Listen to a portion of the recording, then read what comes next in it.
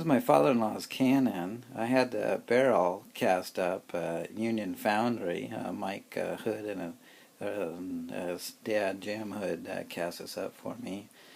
And where I was working, I did a lot of Navy boat parts and pleasure boat parts out of manganese bronze, and my boss would let me take the sprues and the tailings and save them up, and then I had this built for Christmas for my father-in-law, who made these little cannons on a little lathe he had access to. So it's about a 40-inch barrel on here, about 6 inches diameter in the back, and I want to show you guys how some of this is made.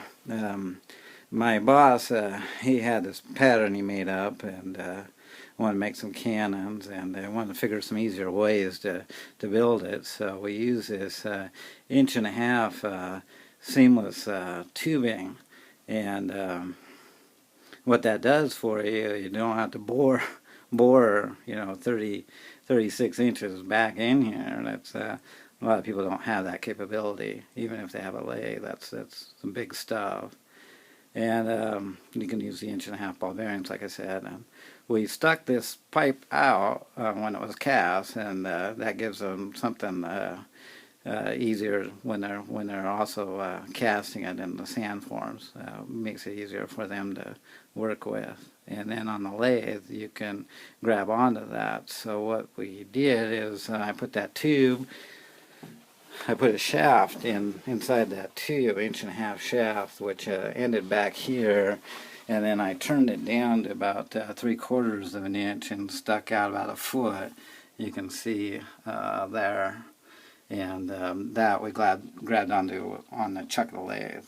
And you can backbore these and braze them up, which they did on the previous ones, and then you don't see that. And I wanted to show you the trunnions. The first one, I think they popped out. I think Tim was telling me they put like almost ½ pound of powder in, and actually rippled the barrel, but they shot the trunnions out. And so what Gary and I came up with was, I suggested, I gave them some 1.5-inch shafting and shaped them to fit the barrel, and then it bored a hole in it and just bolted it right to the cannon. And then on this carriage here, we just put a little plug in to hide the bolt. So I didn't get to turn it down. I got to help him get it in the lathe and start turning it down, but I didn't get to see it till it was all done. And you can see this beautiful carriage Gary made. We know it's a naval barrel on a